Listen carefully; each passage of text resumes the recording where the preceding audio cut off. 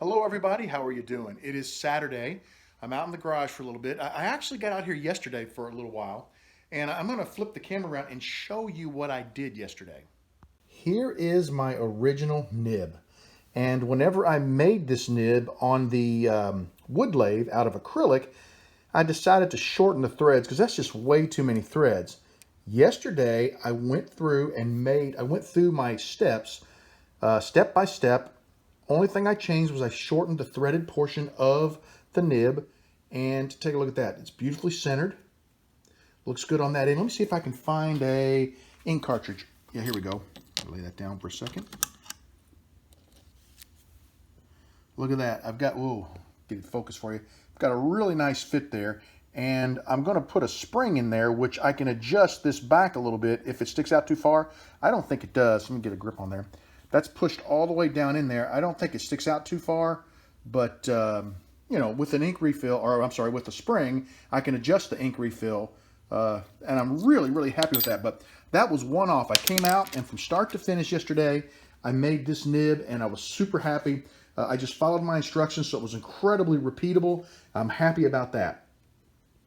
And I learned something really cool yesterday.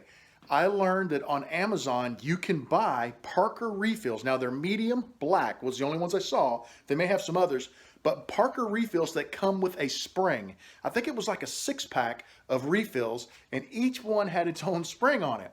Because I always get asked, where do you get springs? Where do you get springs? And I tried searching for springs, and there were some listed out there, but I couldn't really get enough information. When they gave the size, and they were just too big for ink pens. And then accidentally, I stumbled across the Parker refills with the springs on them. So that's pretty cool. What I'm planning to work on today is I want to build a grip to put behind that nib, a part of the pen I can hold on to, and then we'll build the body above that. And this is not going to be something that I'm going to finish today. I'm going to build one today. I may build two today, but I'll probably build, just like I did with the nib, there'll be 3, 4, 5 iterations of this until I really dial in on something that I like. And once I get something that I like and that I think is going to work, I'll do a video on the Atlas for you guys, and then I'll come back and I'll do one on the Turncrafter using that same blank I got from Brandon. And Brandon Steele is where I got that blank. I think it's called 1816 is the type of material he used. I'm going to have to look that up. In the video, I'll give a little more information on that. But there won't be a video put together today other than this one, and this will just be kind of showing you some of my progress as I work along, because I just got to kind of figure out how to do it, and I got to get repeatable instructions. I was super excited when I took my instructions to the wood lathe. It worked perfect, and then I came back to the metal lathe, and it worked perfect. And the only difference I did was I took 8 millimeters of thread off. And so I really didn't make a big change. So I literally followed the exact same directions, and I was pretty excited about that. Now on the Atlas, I'm going to take advantage of all the tools that I have. And I'll show that in the video. Whatever tool I have that I can use, I will use. When I go to the Turncrafter, I'm going to try to do limited tools again. I tried to keep it as limited as possible, just because I want people to be able to take the acrylic materials and start attempting to make their own parts, because I think it opens up a whole realm of creativity for anyone who wants to try to make their own pen to be able to do so. That's about it for now. I'm going to get busy. I've got some ideas for a grip. I probably will change it 3 or 4 times before I make it, but that's what we're going to work on today, and I will keep you guys posted. I've got a 30 millimeter piece of aluminum in my chuck. Unfortunately, I'm having to use a Jacob's chuck because my collet set only came with 5 different size collets. Last night, I ordered a new set of spring collets that will fit in my collet chuck, and they are 1/32 of an inch different. So there are 25 of them incremented by 1/32 of an inch. So I should be able to grip just about anything with the collet chuck once those come in, and I think they're due in maybe Thursday. But anyway, you can see I've got a .954 diameter tenon. It's 8 millimeters deep, cut into a 30 millimeter blank. I chamfered one end and I put a relief on the other for the threads. I'm getting ready to thread it. Good morning, everybody. How are you doing? You'll probably notice that the color of my shirt has changed. It is a new day. This is Sunday. I'm out in the garage. I worked on my grip yesterday for my pen, and I'm happy to say I don't know how I did it, but it looks like I hit it on the first try, which means I need to make a couple of more just to make sure, run through my notes, make sure they're dead on. But there is a downside to that. I used a mandrel, and whenever I put a piece of HDPE, I cut a little section out of the side of a milk bottle and put it between the two pieces. It looked like it wobbled. It didn't run straight. I took it off, it ran straight, or ran true. So I turned it without it on there, and I have been unable to get the grip loose from the mandrel, which is kind of a pain. I currently have it, it's been in the freezer overnight. I put it in the freezer, and then I got sidetracked with some other things last night. But I'm going to get ready to go over to the deep freeze. I'm going to pull it out and see if freezing that aluminum caused it to shrink any to where I can free it up and get that part off of there. I'm going to have to make another one anyway because I wanted to make, I wanted to make one more to test my notes. But I really would like to get that one off of there so that I can, I got something to compare to and to build against. So that's where I'm at right now. I'll keep you posted on what happens. I have tried everything I can think of. If you take a close look at this, see right there, right below that little angle there, a little chamfer looking area, there's a line. That's where it should separate.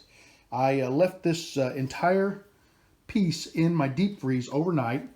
I don't know how cold it is, at least -5 degrees, maybe colder than that, I don't know. I tried heating this with a benzomatic torch, I think, or burnzomatic maybe, I can't remember which one, how that's pronounced.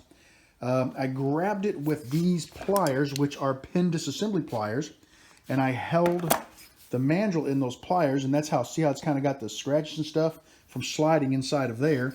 I could not get that darn thing to free up. For the life of me, I don't understand why. I don't know, it just doesn't want to let go. Now I know that a couple of the guys that follow me out there are lifelong machinists, and you guys know your business.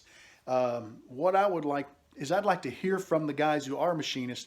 What kind of tricks would you use to stop that from happening? Now, obviously, you guys are probably turning serious stuff. This is a piece of aluminum. If I had one catch, I could have drove that thing in there, and it could have caused the aluminum to expand in the threads or something and jam it up. I don't know. But what kind of a trick do you guys use to keep things like that from happening? Do you use like a lubrication, or just let me know. Let me know if you got a trick to stop that. Because I think for now I'm just going to have to toss this one and get started on another one. Guys, check this out. What I did is I brought my tool up, and see how I just kind of dug out in there? I did not take it down to where I broke through the mandrel, but I took the mandrel down to where I could wiggle it, and I don't know how well you can see that, but there's a crack right there. So I got it down far enough where it was thin, it broke loose, and then as soon as it broke, this just popped.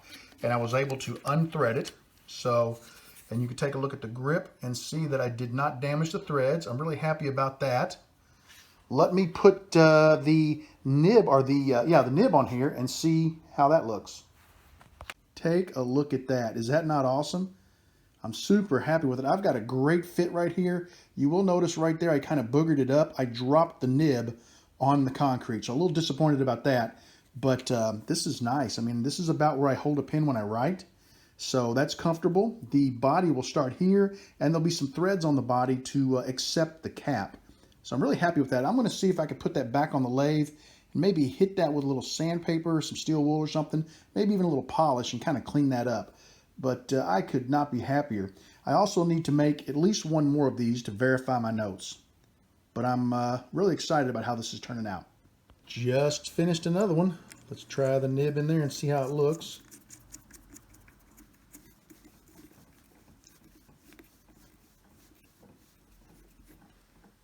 Not too shabby. Let's see if we can get this one off of the mandrel. I tell you what, I left a little gap there. I put a plug back there to stop it from driving too far in. It's still pretty tight. Let me grab my rubber tipped pliers and see if I can loosen this up. I ended up having to destroy the mandrel to get this one off as well. I'm not real happy with it because if you look right here, notice there's a little bit of a gap between the nib and the grip. And what happened is, as I was cutting the mandrel back here to loosen it up, I hit this or bumped it with my quick change tool rest, and basically it just, it put that little, for lack of a better word, chamfer on there, but that's really not what it is. And that sort of messed that one up. But I definitely am comfortable that I can repeat these, and I'd like to go to my wood lathe now and try one, but I don't know if I'm going to make it there tonight. I think I've got the grip down. So what I really need now is to figure out how in the world to stop the part from locking into the mandrel so tight that I have to destroy the mandrel to get it out. I would like to be able to reuse the mandrel, you know, a couple of times if possible. And also, you know, when you start having to cut your mandrels up, I guess it's not a big deal. You can use a scrap piece of aluminum, but when I have to cut them up, I take a chance at, like I did on this one, damaging the part. And that's, you know, I could have hit the threads if I'd gone in a little too deep on my cut. So that was rather nerve-wracking. So I'd like to avoid that if at all possible. So I think that's going to be it for me today, guys. I'm really happy with where I made it today. I'm close to wanting to do a video on the grip, and then we'll take from the grip on the metal lathe. We'll do one on the old wood lathe and see what happens. That's about it. I'd like to thank you for hanging out with me. Sorry that this was a 2-day video instead of 2 one-day videos, but just the way things worked out. Y'all have a great day, and I'll talk to you again real soon.